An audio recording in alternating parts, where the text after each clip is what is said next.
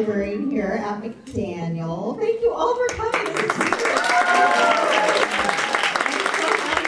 I'm so happy to be back in person. Last year we did it online and it just was not the same. Hey. I mean, it was great because we had some amazing poets show up, but this is so much more energetic. So thank you all so much for being here. Tonight's slam is the qualifying event for Verselandia. Woo! Hopefully you all know about what Verselandia is, but if you don't, come talk to me. Our top 2 point getters will be our representatives at Verselandia, and the third top point getter will be our alternate. So all 3 of those people are going to Verselandia. They treat you like a rock star there. It's downtown with the Schnitz. It's super fun. And a bunch of us will be there to support you. So if you guys want tickets, let me know because I'm going to have some free tickets. I have these are like housekeeping announcements. I think everyone has signed in, but if you haven't, please use the QR code, and that's for students, adults, every person in the room, so I can make sure that I give you the link to the photos that the amazing photographer is taking, and the video that our amazing videographer is taking. And there might be other fun things. We're gonna try really, really hard to put a zine together this year, so we wanna make sure to get a zine to you guys. So send me your info so I can get in touch with you. Restrooms in our brand new building are down that main hall, the blue hall, but they're much closer than they used to be. They're on the right. If you want to order one of these amazing t-shirts, please let me know. I have extras. They were produced right here by our design class, and they are $10. We had some super supporters who provided treats to us for tonight. So at the intermission, we'll have yummy treats. So we have something to look forward to there. I'm going to read the statement. Our poets understand that due to the nature of poetry, each word chosen should be neither extraneous nor gratuitous. It is never our intention to offend. That being said, this is an uncensored event. Let's go. Tonight's hashtag is MHS Poetry Slam, in case you want to post about it. Let's post quietly, though, and take a moment to silence our cell phones now. I have to remind myself and everybody else. So nobody can bug me now. All right. So just remember, the points are not the point. The point is the poetry. And I'm going to turn it over to our old friend and Madison McDaniel alum, Shava, our MC.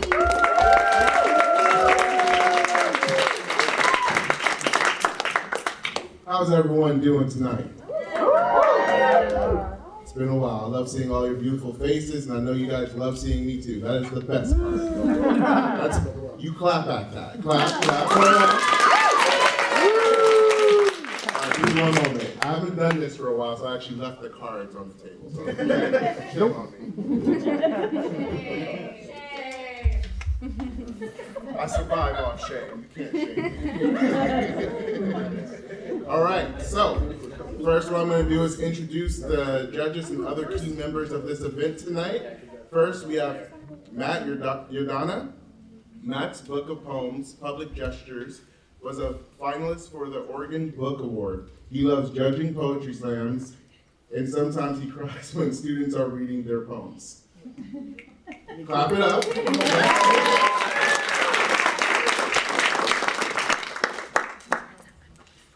All right, next is Ali Dahlgren. Is a singer-songwriter and writing workshop leader through her website, shelterwriters.com. She has recorded several studio albums and is currently working on her first collection of poetry. She also asked me to add something. She also fights like tigers on the weekend. So give it up for that. Catching up for those tigers. Next we have Nicole Ortiz. Nicole Ortiz is an artist, writer, and storyteller. She is a graduate from Warner Pacific University. Nicole wears many hats, but all in the name of justice, inclusion, and love. She believes, clap it up. There you go.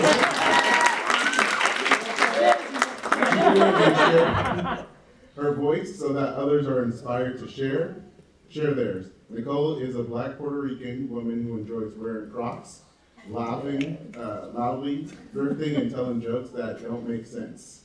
Correct. All right.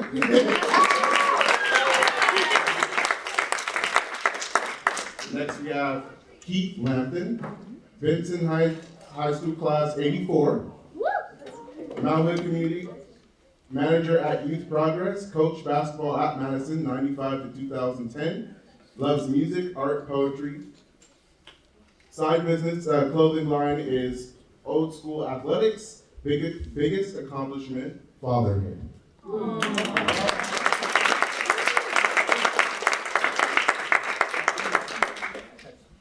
Next we have Sabo, raise your hand. Madison High School grad of 2009, grew up in Portland but was born in Pakistan. Sabo attended PSU and has spent her career working in politics. She's traveled to 12 countries, worked in over 100 campaigns, and served on multiple nonprofit boards, currently on World Oregon and Snowcap boards. Just started her own business as a digital political consultant to national campaigns. Yeah.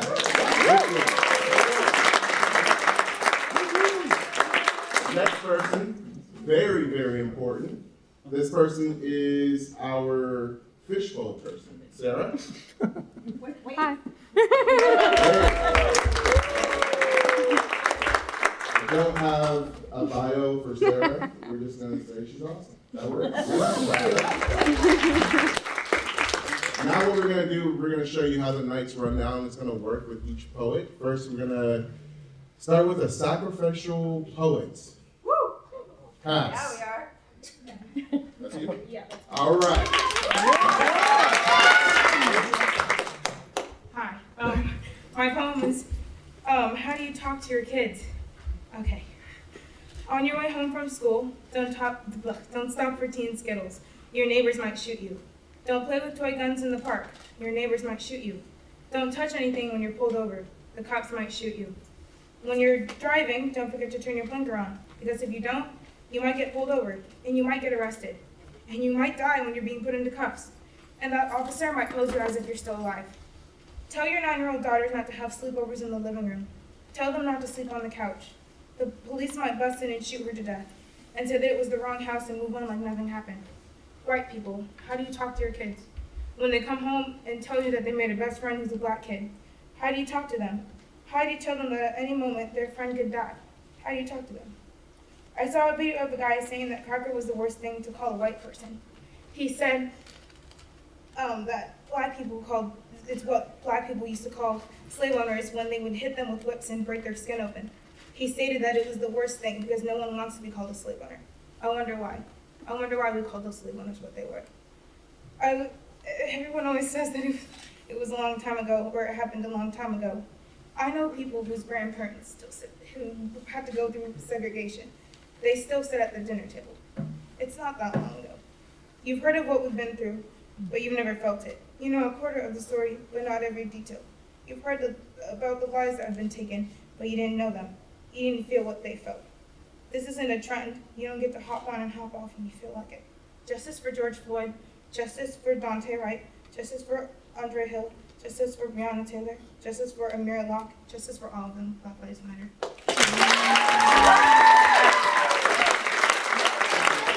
For today. First, we got Hayden Hardy. Dawson Zelly.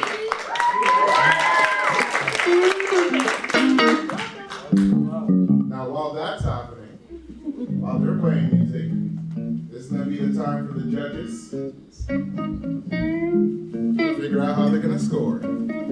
This is your practice round. Okay. So you get to practice. And during that time, I'm just going to stay here and look amazing.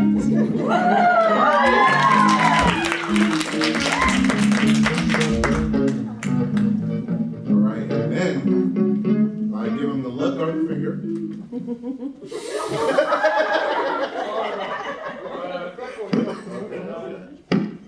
Yeah, they know. Now I'm going to go from Judge 1 all the way to Judge 5. So Judge 1, Am I number one? You're number one.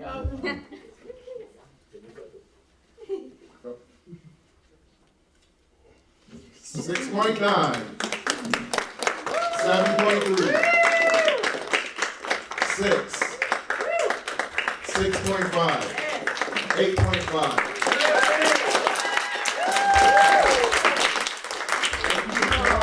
Yeah, Cal. Okay.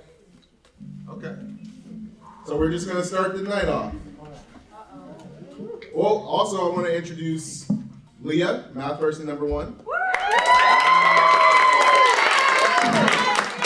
And math genius number two, Tiffany.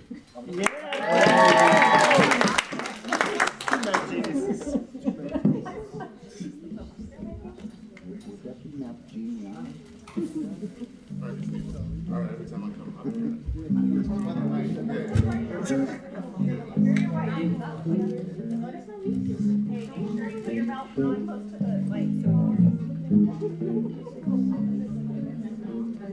Okay. Now, for the first poet of the night, let's be extra nice because they're going first and they're going to be very brave. Tristan.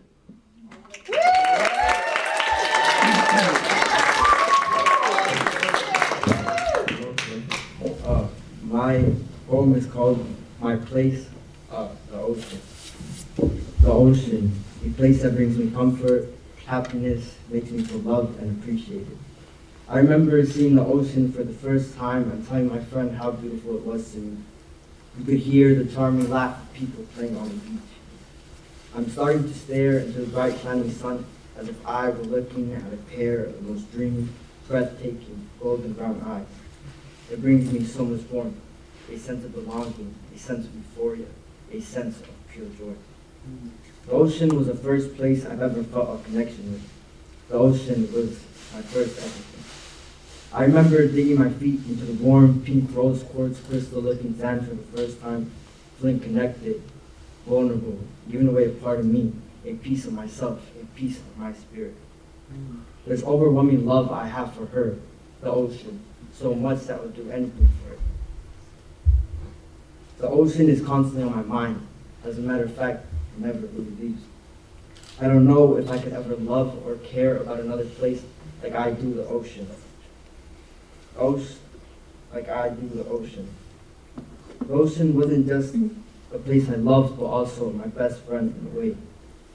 I remember when the ocean brought me a gift, seaweed that had washed up on shore. It was wrapped around my arm like a sleeve of bracelets.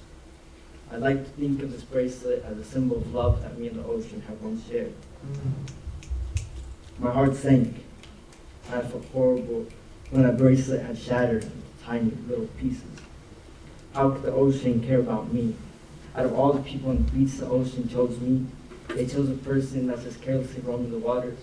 I find that hard to believe. Sadly, no matter how much I love and care about the ocean, it will still hurt me. Stormy days, high tide dragging me down. But no matter how much sadness and hurt the ocean brings me, it'll always be my place. A place that I love, a place that I'm attached to, a place that I will always run back to no matter what.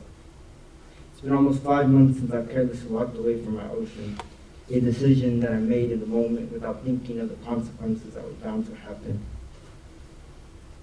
Walking away from the ocean is one of the biggest regrets I have. I'm starting to wonder if I'll ever go back. Maybe I just have to learn to accept it. The fact that the ocean is never coming back to me, no matter how hard I want it to. Now that the ocean is gone, I look for it in every place I go, seeking for the same feeling the ocean once gave me. Maybe this is goodbye for good. Goodbye, ocean.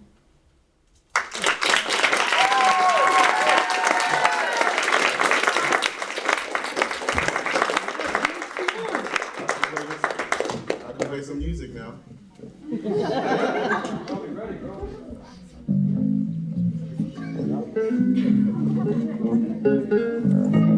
How'd y'all feel about the first moment tonight?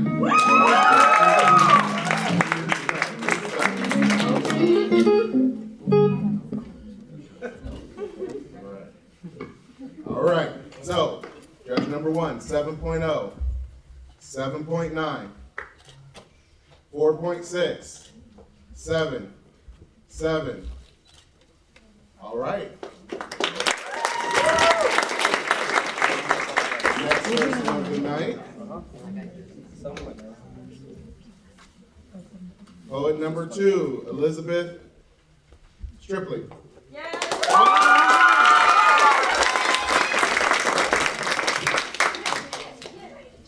My poem is called It's as loud as it goes. My glasses help me see, obviously. My glasses help me see the perfect colors of the leaves on the trees.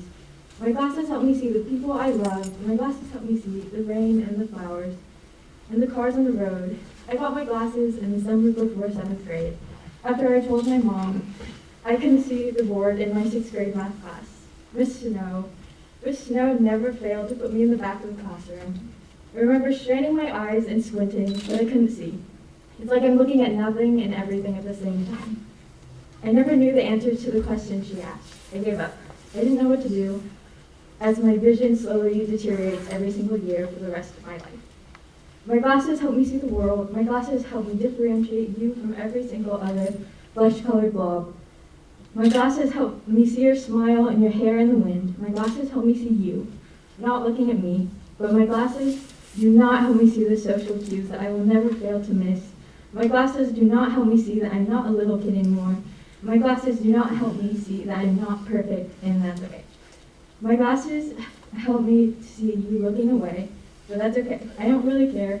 It doesn't really matter. I can still see now. Thank you to my glasses.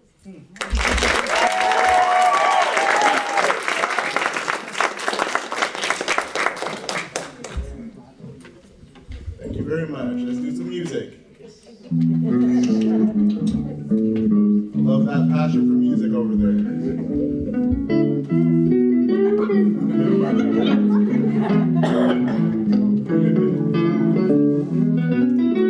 I think you're scared to look away from me now. I'm really waiting for that song.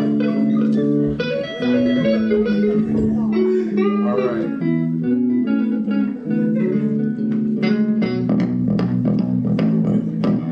You can't stare at me and do that. It's too much. I haven't seen people in 3 years. This is too much.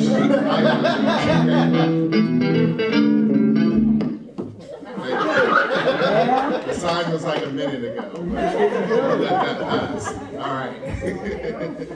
All right, judge number 1.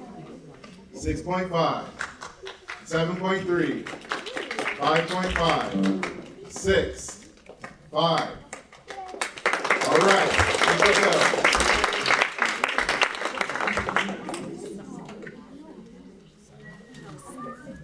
Next person up, Kenji.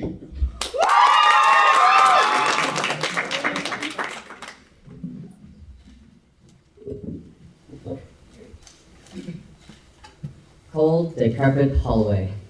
Freezing my brain and body, stiff, sore, and bloody. Dragged around the halls, wanting to hit my jaws. To knock me down, to throw me around, flung into the sky, never to be seen again. Only to be that one guy. Cold, decrepit hallway, turning warmer, only to burn me to ash. For people to hope I crash. Wanting to be loved, but for a force keeping me shoved even further down into darkness. I slowly descend and rot. What is happiness? I forgot. For I sit alone with no hope, only for the room to get hot, burning my skin, ripping out my soul, turning me into dirt, turning me into soil, just to be planted with a fake smile. But a plant will always die someday, just like people. We have to make the best of our lives and not waste it on moping around, but instead turn that frown upside down and try to smile for real.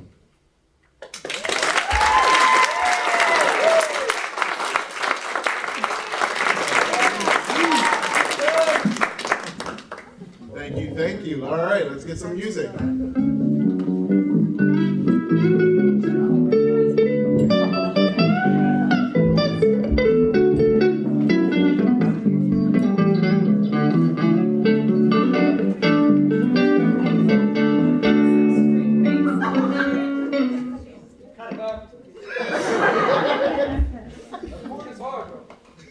They'll get it right eventually. But good job. Give them a round of applause.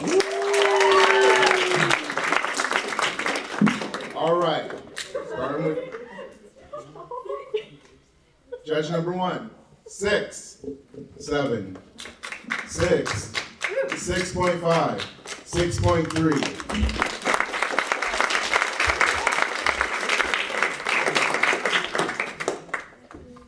Thank you. Next person up, Lana.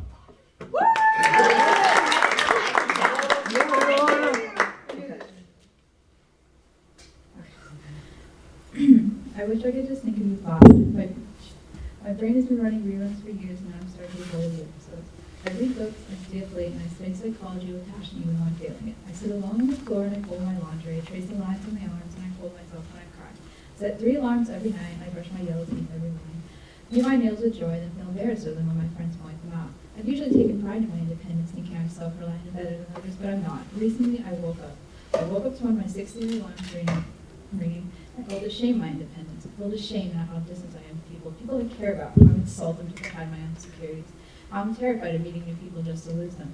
But other than that, I actually love a lot of things, like drinking tea, perfume, or just simply listening to my friends rant about how everyone sucks and never knows when to shut up. I use the word love to describe a certain fondness of certain things, so you probably understand how minuscule it feels to say that I love you as well.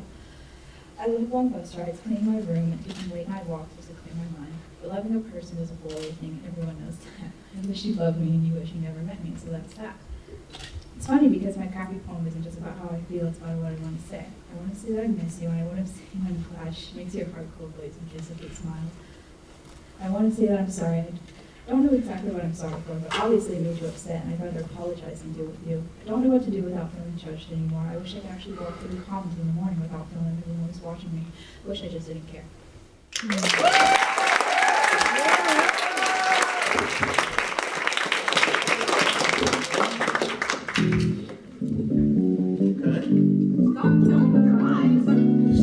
That's just my eyes.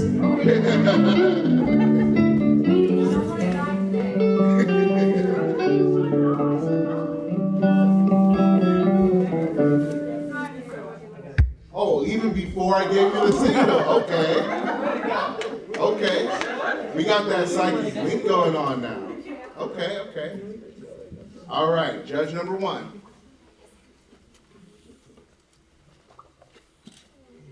5.7, 7.5, 7, 5.5. All right.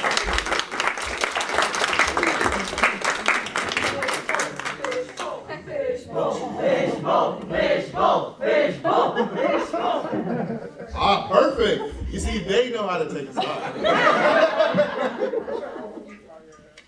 All right.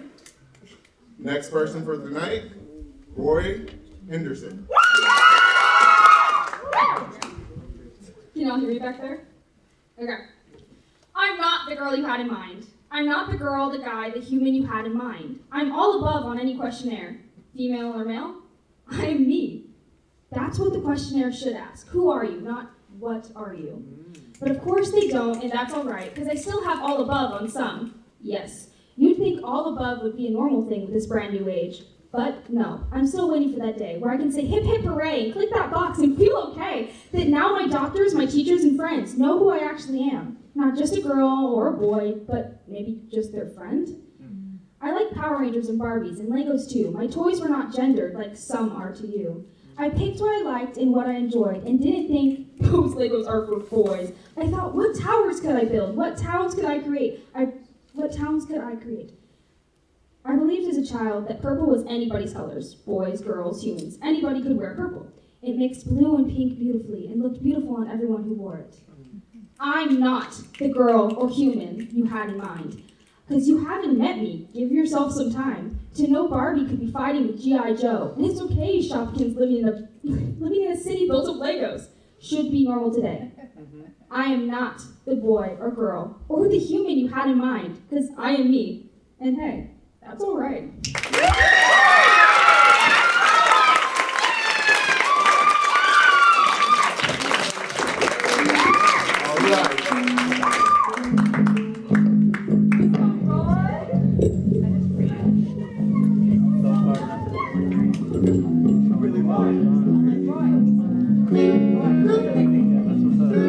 I'm gonna play my Michael Jackson. Does anyone know who Michael Jackson is? Just making sure. I don't know what these kids listen to nowadays. Do you want me to sing? No.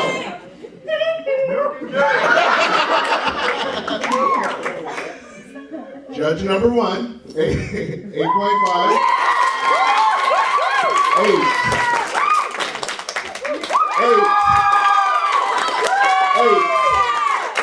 7.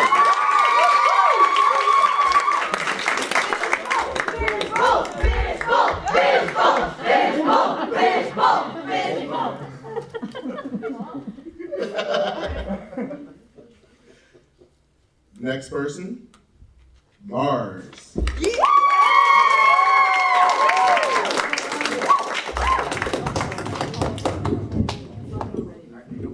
Alright, this one's called Nostalgia, or Islands. Nostalgia is the water that surrounds islands of eras of time that vanish into the distant mists of memory. They're pretty rocks and shells and sea glass, soon forgotten in the tides as I swim to the next one. But sometimes a piece of an old island resurfaces. The tides carry it up to me, and I can't help but pick it up and relish in the feeling of it between my fingers. It used to be rough, but the sea has made it smooth. What once was jagged is now easier to hold. The sharpness was sanded off by nostalgia's waters, and it's now so much more appealing. I look over the ocean and I realize the grass is greener across it, and the people look so much more friendly and kind from a distance, and I miss the daisies in that grass. I could make flower crowns for everyone who has long since gone in a new direction. I miss the days when I could consider those people to be mine forever. But they were never mine. They were just there with me, but I suppose in my head, that's close enough. Logic plays a role, but a much smaller one than I would like. It's like a little crab in a pretty shell. I picked it up a long time ago, but when it pinches me, I drop it until the pincers retract. I picked it up again when it's harmless, but all it takes is one piece of glass, one shard, grainy and blurred and impossible to see through, but it's 3 islands old today. 3 islands ago, I was there.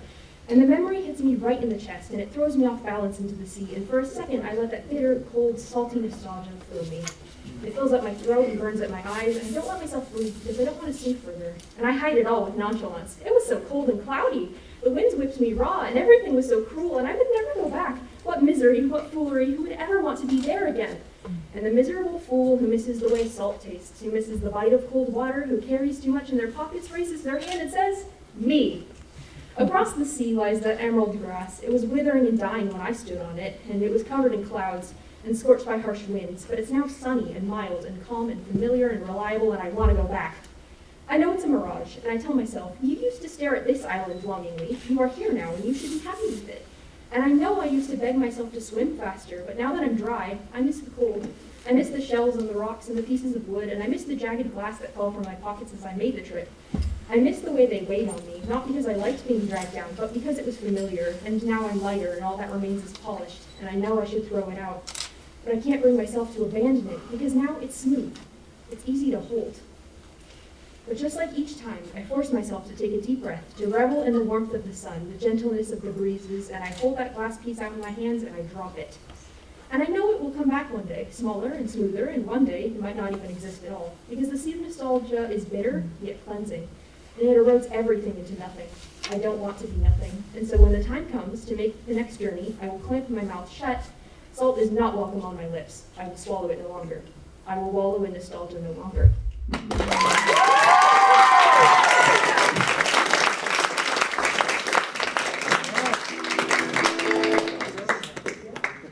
Go ahead.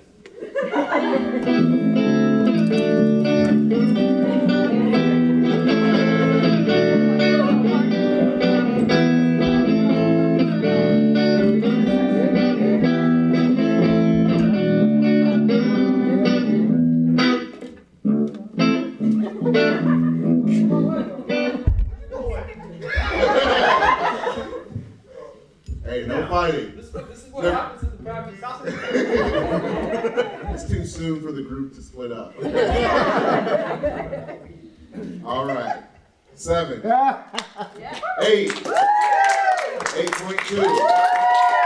7. 7.3. All right, Crystal.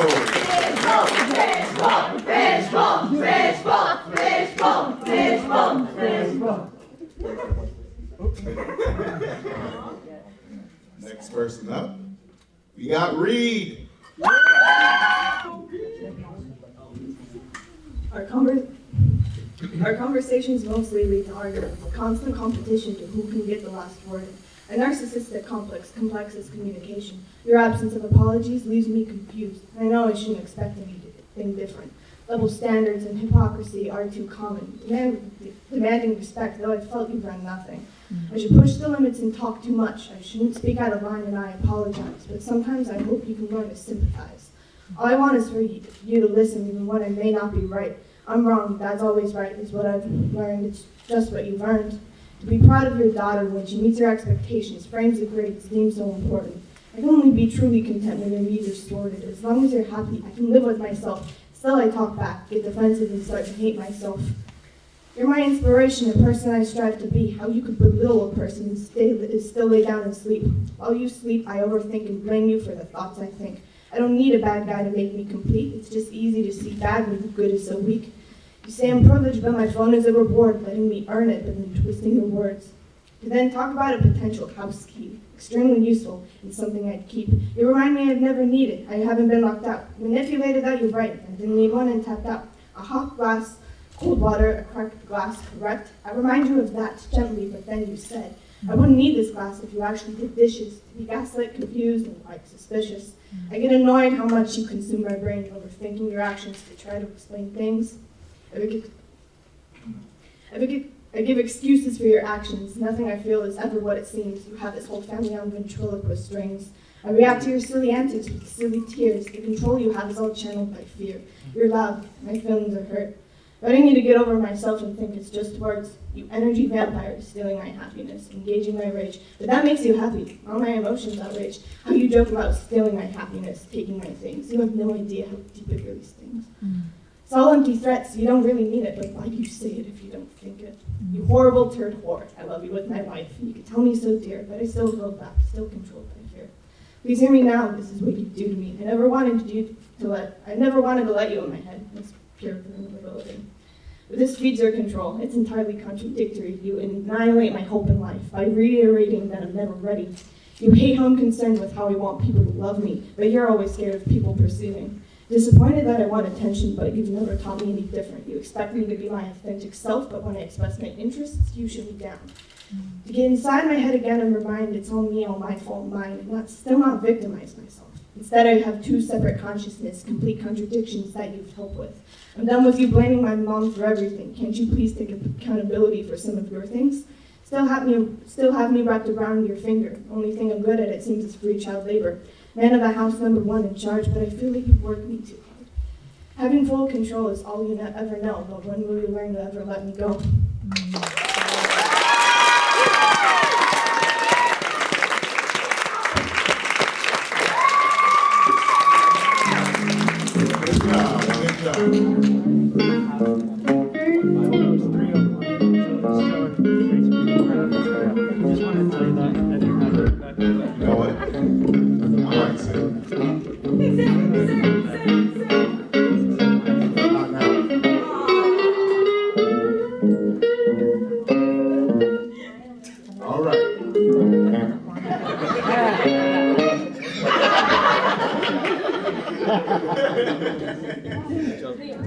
Amazing. Also, I'm going to ask the judges to keep it up to the last judge is done. So judge number 1, 7.5, 7.7, 7.6, 7.8, 7.5.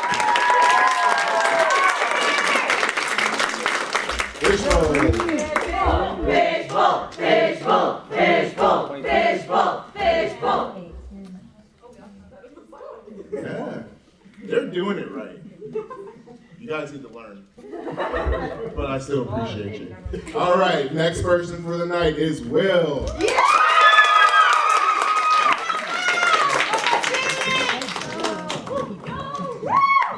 I'm your biggest fan! No boy.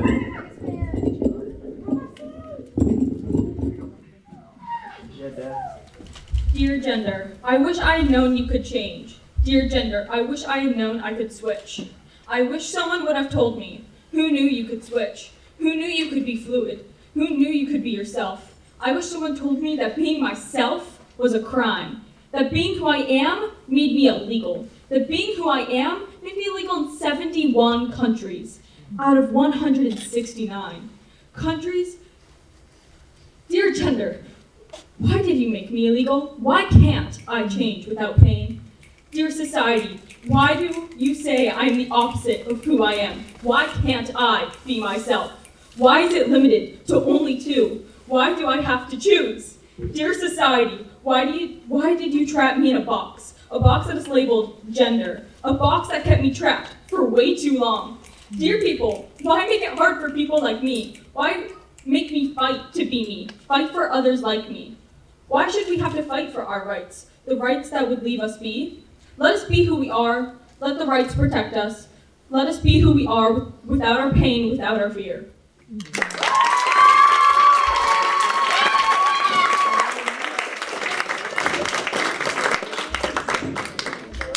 All right. Just you? I'm thirsty. Okay. Let's see what you got.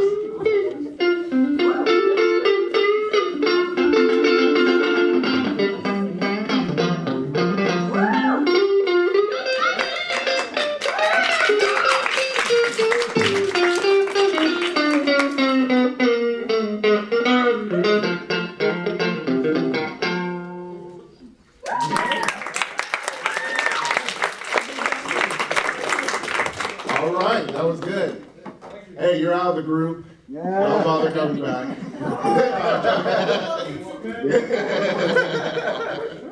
All right, judge number 1. 8, 7.8, 6.5, 6.2, 7. All right. Let's go.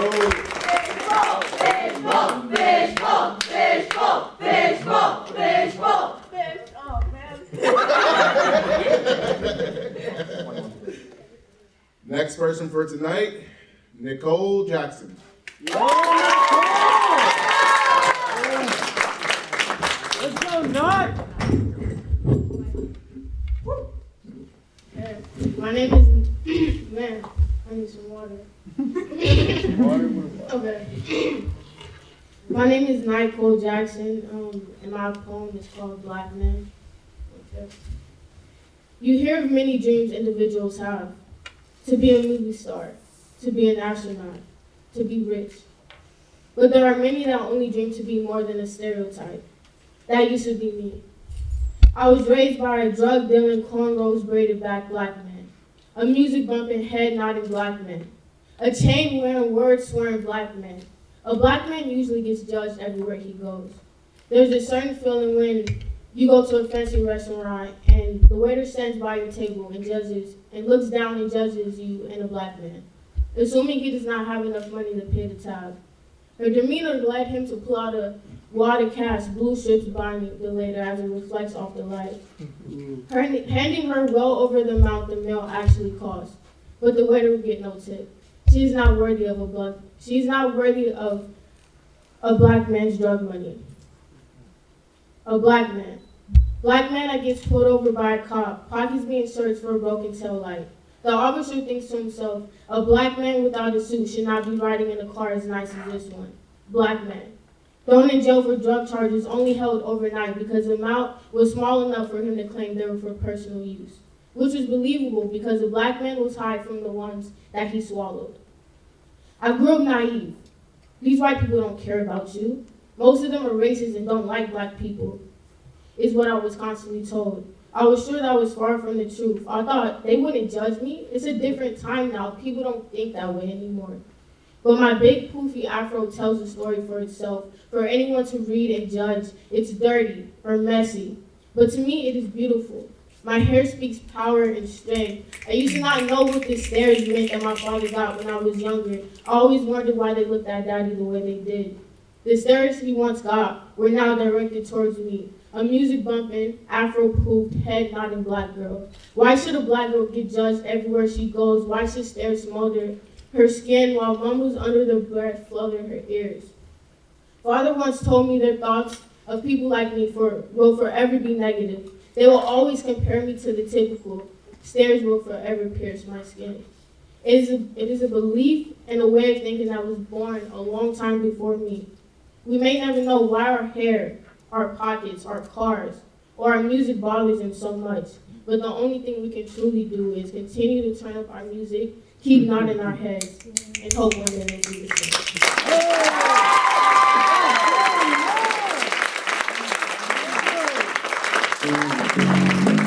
Are we doing solo now?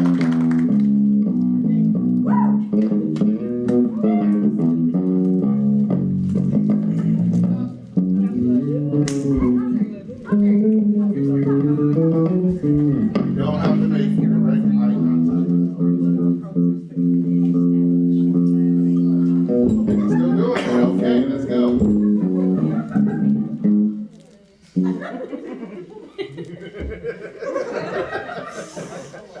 Okay. 8.5.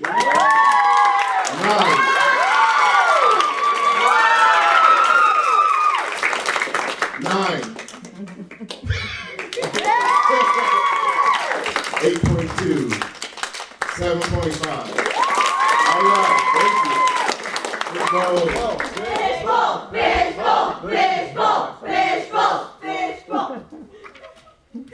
All right. Next person for tonight, Emily.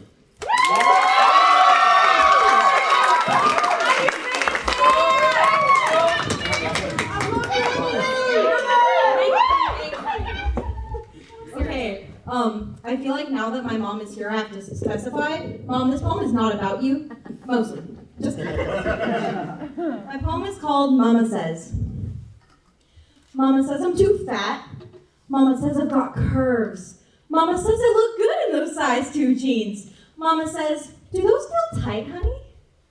All about the number, depends on the brand. Wish Mama could give me a hand. She never taught me what it meant to be thin. Why is this happening? What is this all for? What am I working towards? I don't get it. Her own insecurities projecting onto me. Mama says diet, Mama says count. Mama says, think about how much you're putting in your body. All that bread, all those sweets, all bought by you, all we could afford, all adding up, pound by pound. Speak for yourself, Mama. I'm happy with my body. Got birthing hips, heart crushing tits, life-saving thighs, but I'm not thin enough. No, never enough. Mama says you've had enough. Mama says you don't do enough. Mama says, do you really need seconds? She thinks she's helping me, thinks she's guiding me, or even saving me. Mama, you're killing me. Mama, I can't take this. Mama, I'm fucking dying. Mama says wear something nice. Mama says dress for your size. Mama says compromise.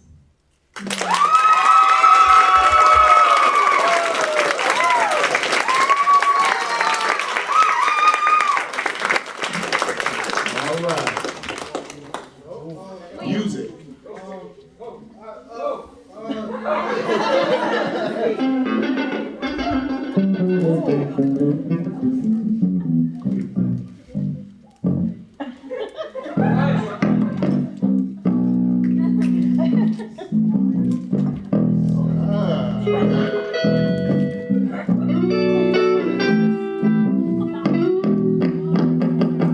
Gorillas?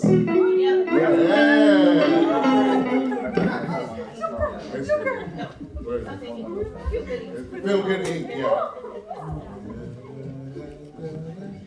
Okay.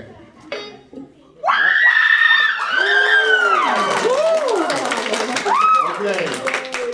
9.5. 8.5. 7.3. 8. 8.3.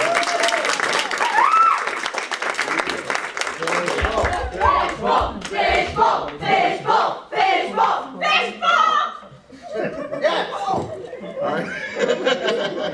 Next person is Andres. The title of this poem is called The Thing I Sit On.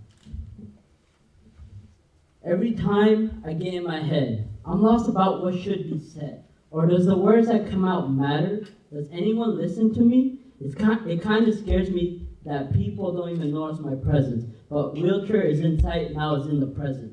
It sucks being in a wheelchair. Can't go places with friends and vehicles of their own. It feels like being stranded in the Mojave Desert. I can't tell you enough of how much I hate being in a wheelchair. People are afraid of walking distant places with me. Afraid that my wheelchair will get stuck, and if it does, it's now their problem. I totally understand nobody wants to be with a wheelchair. That weighs like an elephant. I feel guilty leaving a guy that has their animal stuck. A lot doubt my ability. Never heard anyone say they believe in me. It's always, you sure? I don't know about this. Are you able to do that? But it's fine. I'm already used to this. This has been happening my whole life. But every time this comes back to mind, it strikes me. Feels like I've been stabbed with a knife. The blood of emotions clutter up. One look at my legs and my brain is already messed up. The negativity is here and it's already trying to fight. But it's okay if it tears me apart. It reminds me I'm still human, not a mindless blob on a wheelchair. There's that word again, wheelchair. Every time that word comes back up, it sounds like a cell in the blues of deep seas. The word drowns who I am. I'm only seen as a disability. No offense, but I hate being under the title of special ed. People pitch rises when they talk to me. I ain't no child. I'm just a normal guy in a wheelchair.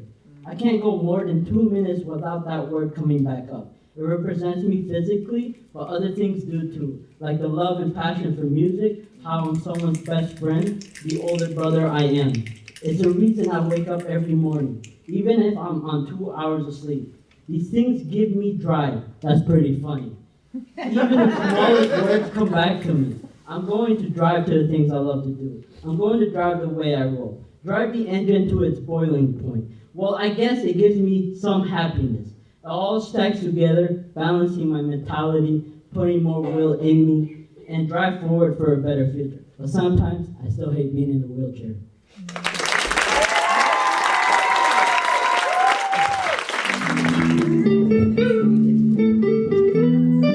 All right, let's keep it going.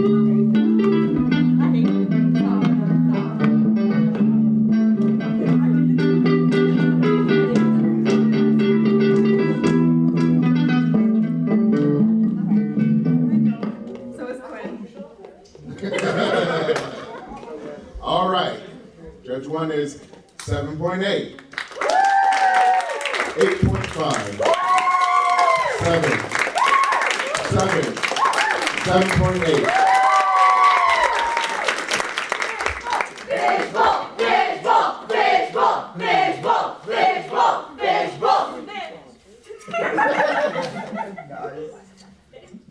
All right, next person for tonight. Please correct me if I'm wrong saying this. Abilene? Yeah, Can you hear me? Yes. Okay. This poem's called Broken Words. Starting over. I am not a master of the spoken word. I think myself a damn good writer, years of graphite stains and marker ink and calloused hands crooked with non-existent age. But I never mastered this. It didn't matter. No risk of isolation, alienation for my enunciation. Some jabs at my pronunciation, just occasional frustration. Each break in my speech is not an invitation to jump in with a topic and leave me in isolation, with my thoughts in my speech due to some messed up intonation. Can't stutter if you're yelling, can't stop if you're compelling each word into the next, slicing and dicing your sentences to fit a rhythm in your head. I make myself unmissable, audible, invisible, bright clothes, loud speech, and nobody hears the breach. It's the magic of it all until I'm choking on the word recall. All caught in my throat like an invisible wall, intentional attention to my downfall. I stop and start on each new phrase, each broken word, a shard of glass, catching just before they pass my lips. I spit blood and shards of verbal glass, each drop stopping as it hits my tongue, and I choke on my non-existent words, unable to cough up the noise to fill the gaps.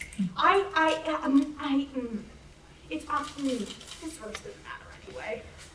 I'm not a master of the spoken word. I repeat and repeat and ugh, sorry, you've heard this one before.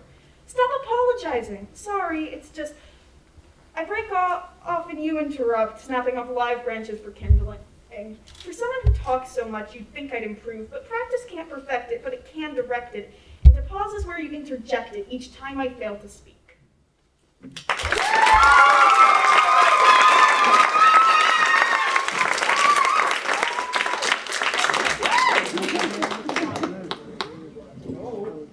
Yeah. Hell yeah.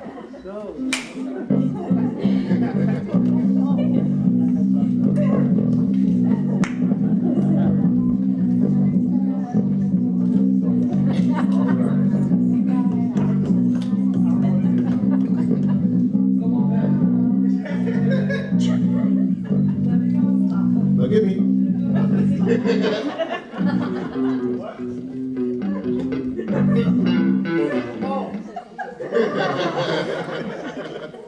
They're having fun over there. All right. 8.3. 8.3. 8.9. 9.9. 8.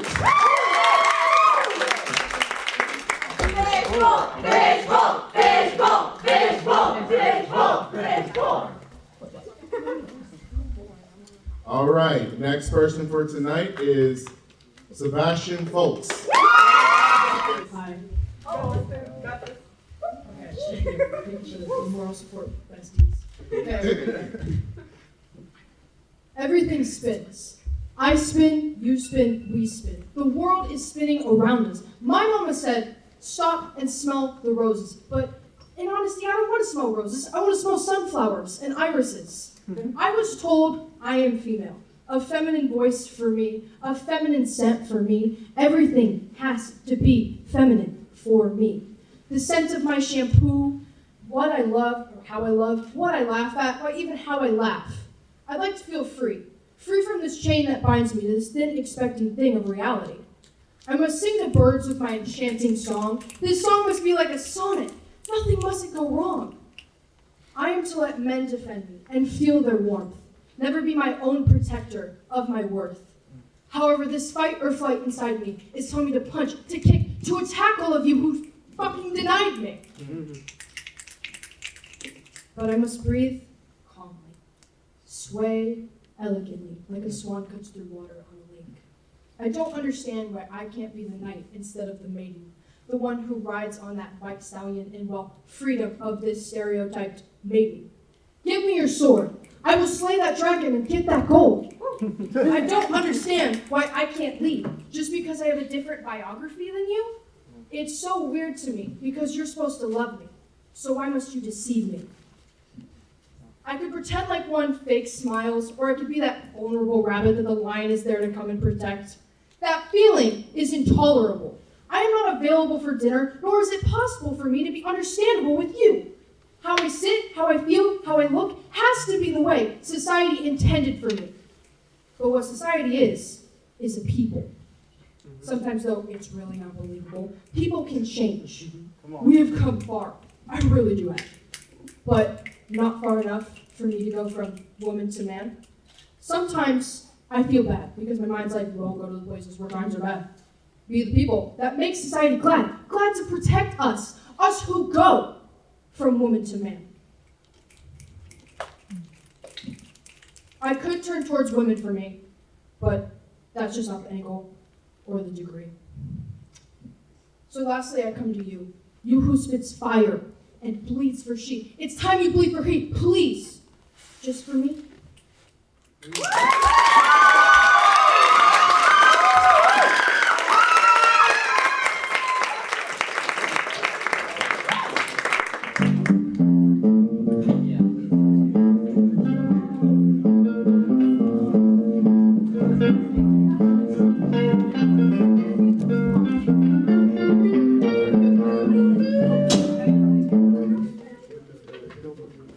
Perfect. All right.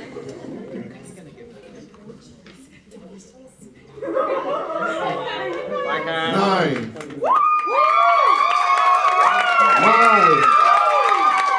7.4.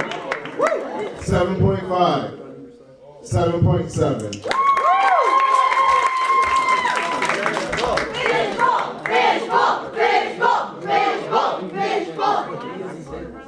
We are on our last two. We have the next round. So, helps if I open it, right? Jay Targa.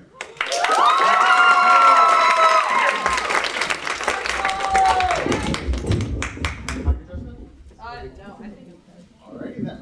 so glad. Oh. There you go. Okay, got it. So glad that I'm not the very last one.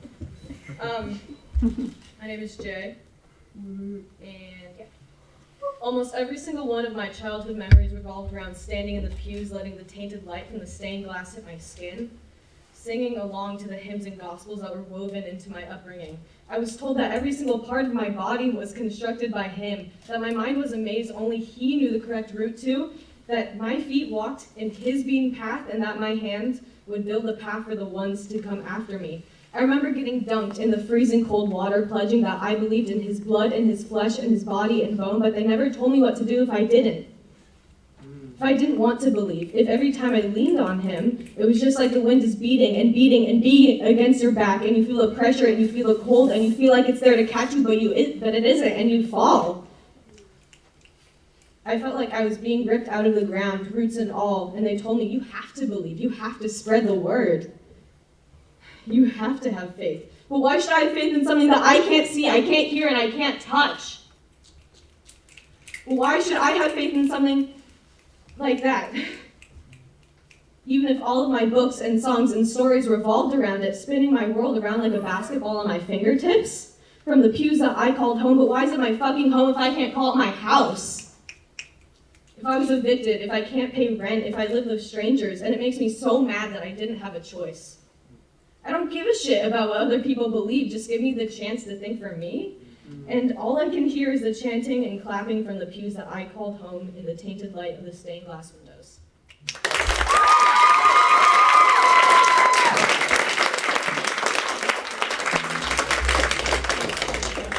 Good job, Jay. Thank you. All right.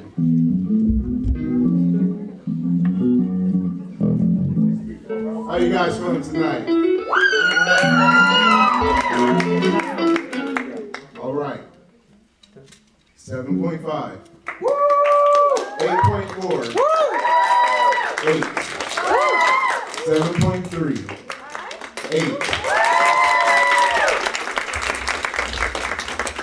8. Last individual for tonight, Sarah.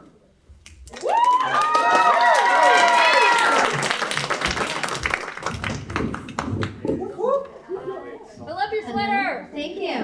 I'm gonna start wearing this more. All right. Okay. I know we said this was an uncensored event, but mine trigger warning for suicide, just in case anybody wants to step out real quick. Testing, 1, 2, 3. My generation has the ability to access the entire world's consciousness in the palm of our hand. Thank you, Google. Thanks to Google, I passed my math test. Thanks to Google, I know how to kiss a girl. And thanks to Google, I know that everybody feels that way. It's fine. Thanks to Google, you can connect with so many people. I mean, I found my long-lost sister and found the perfect cafe to have our long-lost reunion. It was amazing. Thanks to Google, I know the answer to so many questions, like why is it that sometimes I just blow up and I get so in my head and I just want to yell at you, but I want you to talk to me, but I don't want to talk to you, but God, just fucking talk to me. I mean, oh, it's because I'm a Virgo. I thought it was the trauma. Thanks, Google. Thanks to Google, I have a really weird search history. I mean, it's mostly math question, math question. What's a kinkle? Math question, math question. What is beef Wellington? Math question. What if I don't know how to do my taxes? I mean, God, how do I finish that essay on time? Because I don't think that I'm doing it on time. Thanks, Google. Well, I go to Google for just about everything. Even when I know the answer, I still go to Google just to double check, am I right? Yeah. So when I pulled my phone out, and in the palm of my hand, I find that my best friend, who is more like a brother to me, had committed suicide. I did the one thing I knew how to. when I didn't have the answer to the questions is I went to Google. I just wanted, please, just one more memory, one more smile, one more video, one more story, just something, please, to keep him alive, please. Thanks to Google, I now know what my best friend's death certificate looks like. Thanks to Google, I now have so many more questions than I will ever have answers. Thanks to Google, I will now forever know what submental gunshot means, and thanks to Google, I will forever have the phrase, found slumped over, possible gunshot wound, apparently dead, forever burned into my brain.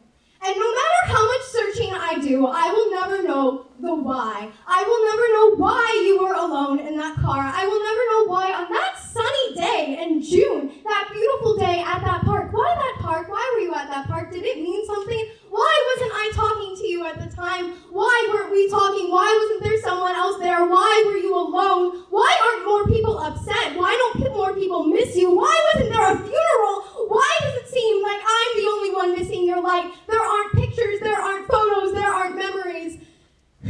Why does it seem like only my world went dark? Please?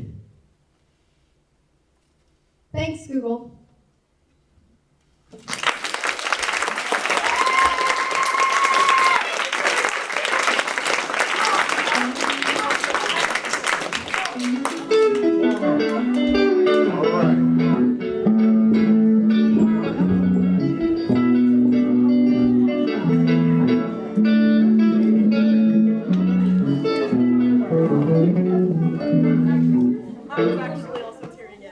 All right. You did an amazing job with that one. Scores. Judge 1. 9.8.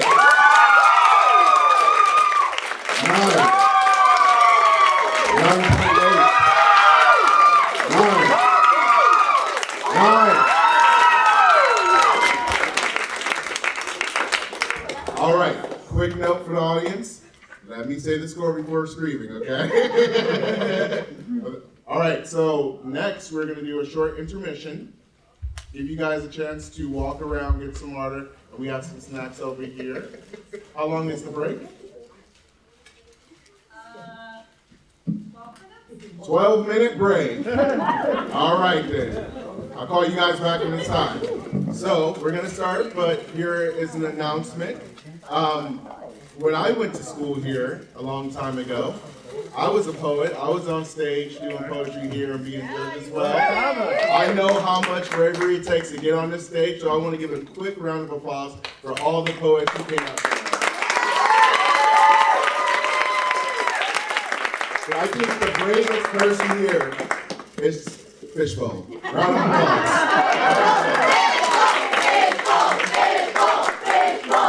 But with that being said, as a poet that's come back, I'm going to have one of my poems and your zine. And with that being said as well, I would love if all of you sent your poems to Miss Sullivan.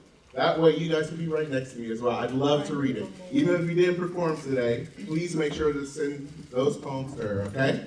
Everyone got it? Yeah. Raise your hand if you're going to send her a poem. All right. Cool. Okay, so I am going to tell you that's not how I would have done it because I am vicious. But anyway, first person, don't come up yet. We're going to put it back in, and we're going to do them randomly. So these people made it to the second round. If you didn't make it, know that you did a great job, and I'm proud of all of you, okay? Yes. All right, first person, Sarah. Emily. Sebastian.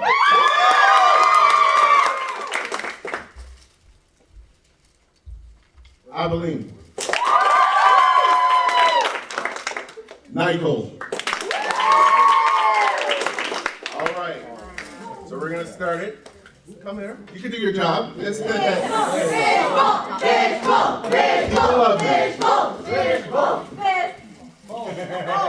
Fish.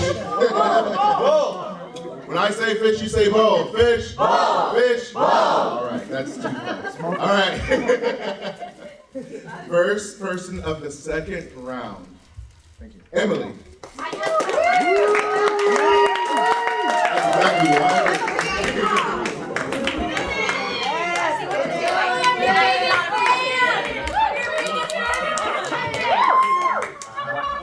Okay, I'm not as cool this time. I didn't memorize this one. You're still cool though. This one is called Hidden by Stars. I am from Southern California. On the warm, sunny coast, the smell of the fresh sea air and gasoline filling my aching lungs. Not LA, that's too classy for us. Not quite classy, but trashy. LA Cali, the shining stars and summer seas, the spotlight on the Hollywood sign, fitness models and movie stars. Me, I'm from Lancaster, a small town of poppy flowers. Wannabe movie stars reside in the Palmdale Playhouse. The smell of oil in my grandpa's music store. So tucked away, this is probably the first you've heard. You've seen, but not heard. Every Joshua tree, that's me. A feature in an ad, a background in a movie, our cute little home in a gated community. The perfect little place for the perfect little girl. Soon taken away unwillingly, we need to move back in with Grandma, finally back in a happy, healthy home. As she grows, so does the conflict. CPS calls us white trash, we're called a burden, but we still have a home. That's all that matters. Until once again, without any warning, we're removed again, left to fend for ourselves. We take a loan, enough money to stay in a small hotel for a day or so, weeks, months. We're the #1 family of getting back on our feet, back into a home, well, an apartment. The little girl isn't so little anymore, but there's a roof overhead and food on the table. That's all that matters. Lancaster, our hot, sandy town, we need to get out. We flee to Oregon, lovely, diverse Portland, with as many homeless people as trees, for every flower a piece of trash, every boat leaves a new river of oil. The smell of pine and exhaust pipes, as the sky cried with rain, I realized. It's only better than Lancaster because of this dreary, beautiful weather. But best of all, there's a roof overhead and food on the table. That's all that matters.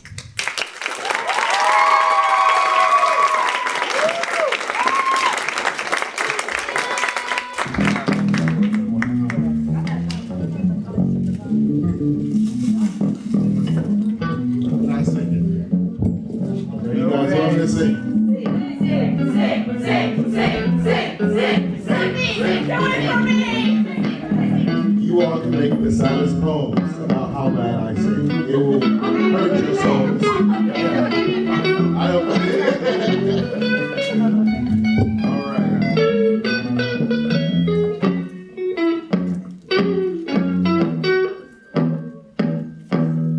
We wanted to sing. Yeah, I did voice. That's what this is. Nah. Okay. All right, judge number 1. 8.5. 7.9. 7.9. 7. 7.7. Fishbowl.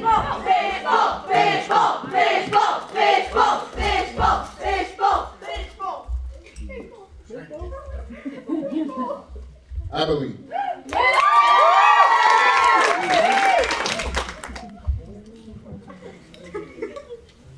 Motherfucker isn't a word for eulogies, but it's the only word I can find to define my memories of you. The day you almost died, I cried. You looked asleep, not a word from your mouth, not a thing out of place, except, of course, you. It was an overdose that day. Self-medication was the only way you knew. Each thought and idea too much for you. That June burned into my retinas. They sit and they cry and they wonder why and how. Your parents on call speechless. Your Your friends on call speechless as your parents lament. He was always so smart, so kind, they said. They tell tales from before I was born, before you were you. You loved me and I loved you, writing my name in glue more permanent than your life. You climbed every mountain and biked every hill, but it was never enough to dissolve your strife. Those tiles may not be up anymore, but you aren't here to see them anymore. Can you still point out my name back then in your final days? Is that one of those things that stays? It stayed with me. I hated you in your final moments. That day I had said you would die. Your torments and mine catching up. Time plays for cruel games, and death stalls for no man, and there are no unbreakable chains to keep Thanatos under your bed. I stood on that stand and I made up some words scrawled in a sketchbook in an empty funeral home. They talk about your life, 40 years rife with struggles and strife, and they loved you. I loved you. Time never faltered, no grid slipped, no ball struck, because time never stops. I woke up at 6:50, changed my clothes, brushed my hair. The thing about grief is it gets everywhere, until you're exhausted and bored of shed tears, and things go back to normal.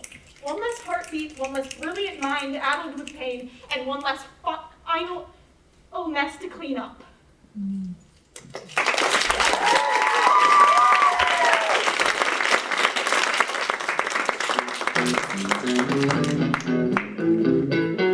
All right. 3 more poets after this.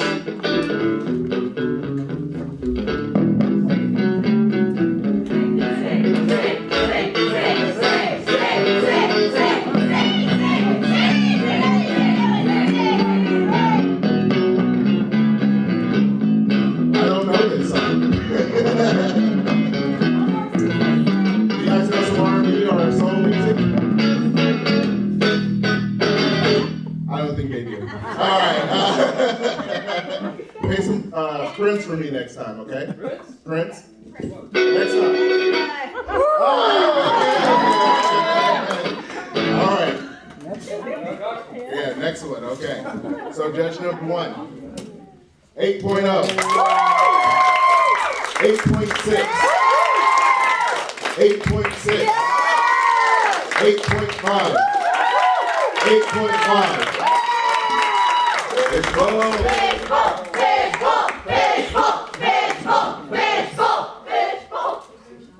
Sebastian.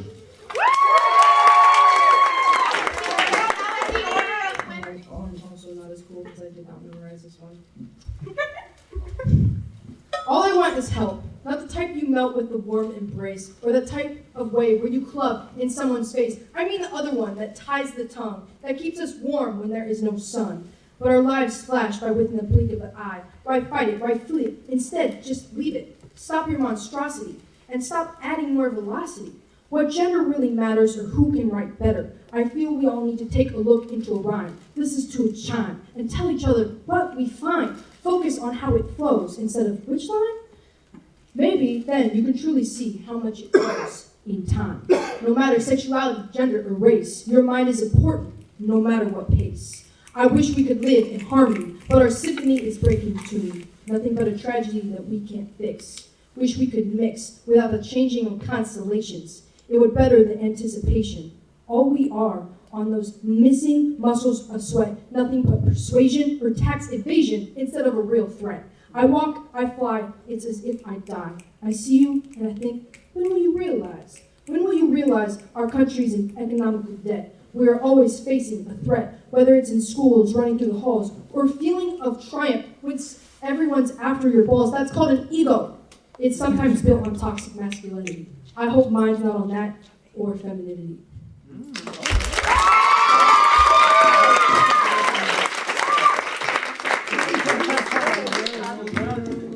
All right. Yeah, go ahead.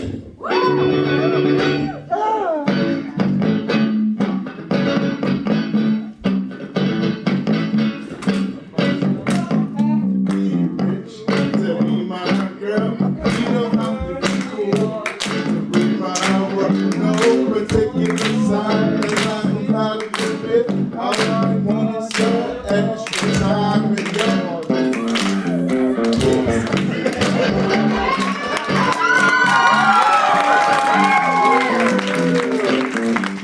If you have nightmares, you cannot blame it on me.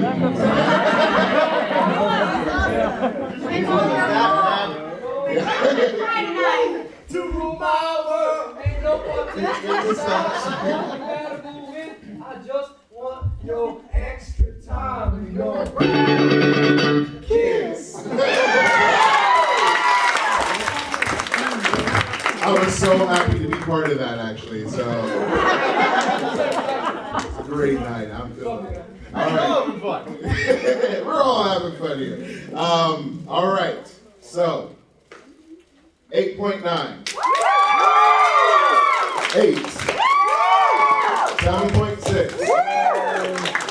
7. 8.3. So we're at our last two poets of tonight. Also keep in mind, all the poets that performed here tonight, I want you to stay because we're going to take pictures afterwards, okay? Hey. Actually, we're going to take pictures before we announce the winner. Oh yeah, we're going to take pictures before we announce the winner, so just make sure you're here, okay? Don't make me come find you. All right. Sarah. This poem is called She's Unlovable, and I don't name my poems, so that's kind of special. I am sick and tired of being told that I am unlovable. I mean, it's like there has been somebody my entire life from the moment I've been born shouting in my ear, "You are unlovable! You are not enough, you are too much, you need to lose weight, but what happened to your figure? Stop wasting all your time on that paper, but what happened to your good grades? God, you spend all your time in your bed. Get out of your bed. No, I'm not going to take you to your friend's house. What did you do to earn to go to your friend's house? I was born into a house where to simply be alive was to be a burden. To take a breath, I was taking it from somebody else's air supplies, and why did I think that I deserved it? The boys only like you because of your tits. Do you really think you're going to fit into that dress? Are you really going to eat that? I mean, God, do you really think that you're enough? You really think he's going to cast you like that? Oh my God, nobody cares about your grades, Sarah. Wise up. You are not enough.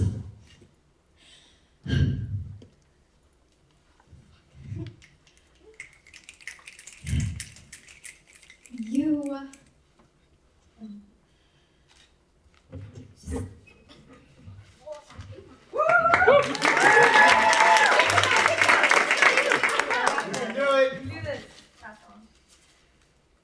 Okay. You're really gonna eat that? You're only doing that for attention. Why can't you just catch up? I can't hear you speak up. I don't care that if you're gay. Just why did you have to tell me? You are taking over. There's other people that matter too. Just kill yourself already. Paralyzed. I sat for 5 years paralyzed. 5 years I stared at my ceiling. 5 years I sat in my room, hating myself. 5 years of my life, 5 years of my love, 5 years of my fun, 5 years of my memory, 5 years of my kindness, 5 years of my laughter, 5 years of my talent, 5 years of me sitting in my bed, staring at my ceiling, hating my being. The conclusion?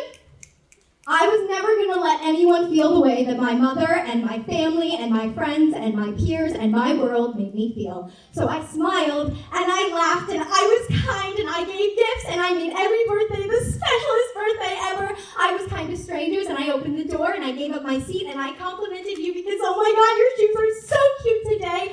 I tried to love. I loved in abundance, and where I lacked in being loved, I did the best I could to be a safe space. The conclusion? Desperate, needy, pathetic, too much, overbearing. You need to find more friends. She needs to love herself. And my favorite? Get some integrity. What? What? Get some integrity? What do you mean? I am sick and tired of people telling me to love myself. I love myself. I am love. I love the way that my body looks because I hold myself in comfort every single day. I love me because of the stories that I create. I love the way I tell stories because I get distracted and I take a breath in the wrong place, and I'm sorry, Mom, if that bugs you, but I'm gonna keep going on. I love myself because when I can't sleep at night, I sit there and I write horror stories and I love them so much and I'm totally going to remember them in the morning, and no, I'm not, but when I'm drinking my coffee, I'll convince myself that one more cup will not give me the midday jitters, and here I am. I love myself. I am love. The conclusion? I will never allow myself to believe that she is unlovable. Thank you.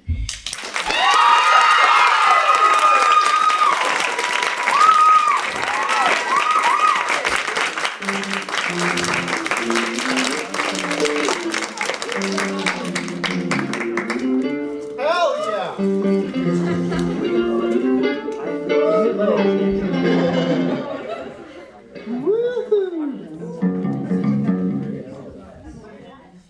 Go ahead. Go ahead.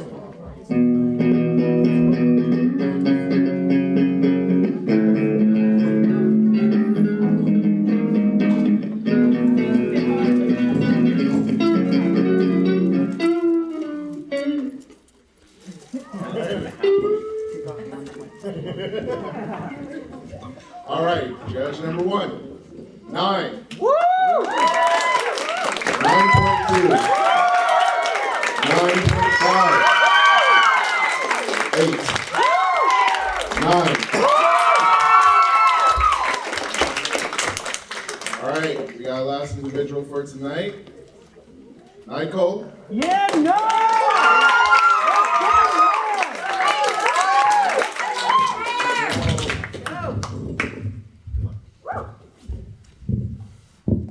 Okay, this poem is called Trap. Well, Trap. Okay. Trap. Like a bird in a cage. Okay, I'm sorry.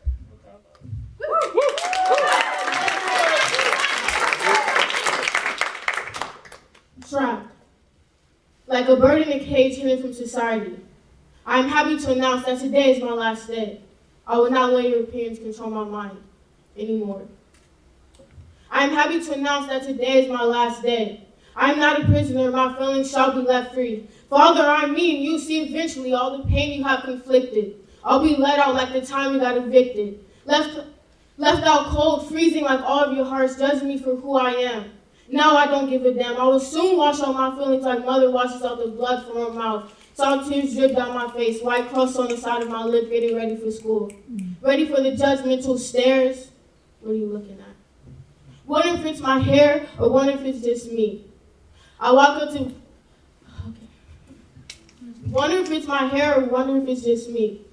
I walk up to Vanessa and scream, fuck you. Today's the day I'll be free. This case is getting rusty. My heart is getting tired. Time to make people disappointed like when Andre retired. I will amaze you with my magic trick. I walk out to Christian and scream, you dick. I'm letting bombshells go. My mouth is a grenade. I will make you sleep with my beautiful serenade. Sleep like the nights I was tired of crying and you awake. And soon realize everything you did was a mistake. But then it'll be too late. Maya Angelou. I will rise from the dead, but I'm not Jesus if he even exists. I will be free like Cosby will never be. I will not throw my life away anymore as my body curls up to the wooden floor, coughing at the dust that enters my nose. I run. You chase. I just want to keep you safe. I jump. You stop. Let you tired of following my every move, or maybe I'm just too tired of being controlled by you. I get away jumping up and down. Never been this happy in my life, singing that dumb Pharrell song as the green grass tingles in between my toes. Maybe this is a promised land. This is what it feels like to be free.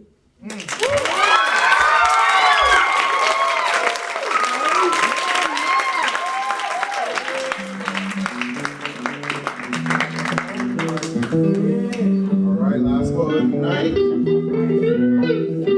I want to give a round of applause to our musicians.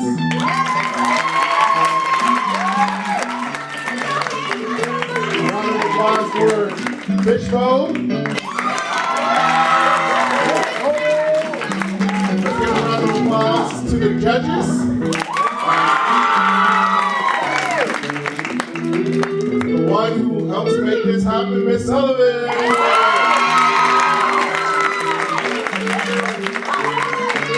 And thanks to me, I didn't say stop clapping. Come on.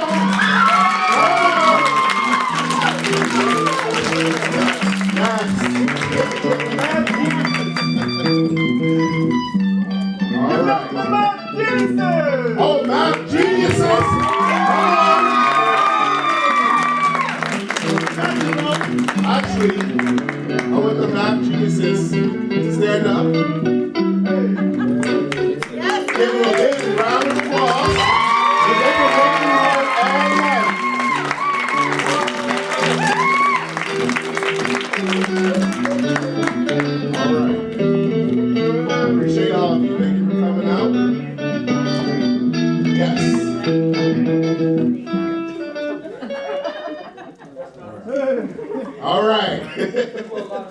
All right. So, 9.2. 9.7. 9.4.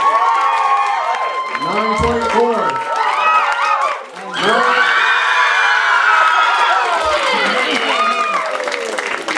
9.9. So all the poets that performed, I want you guys to come up on stage. It's a powerful stage.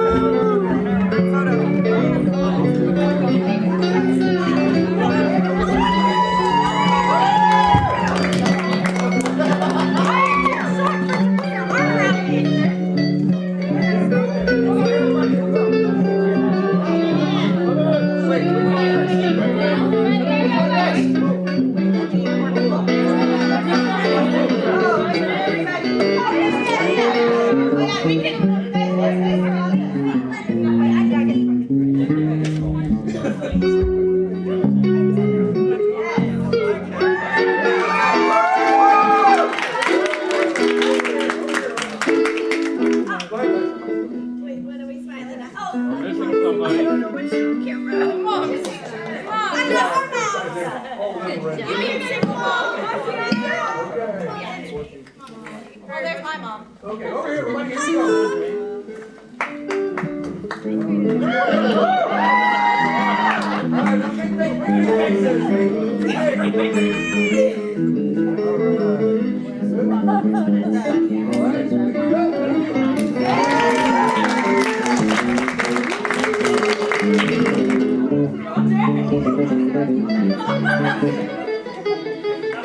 That means stop.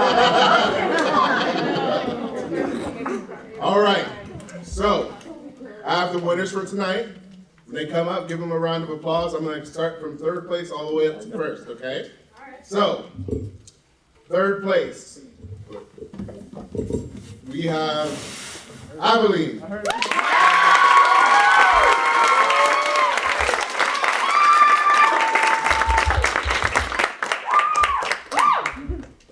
Second place, Sarah.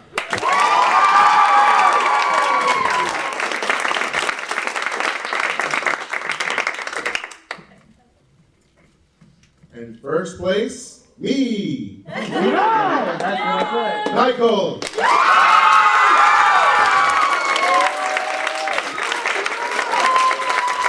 These are your 2022 winners. All right. If you want to take pictures, this is your time.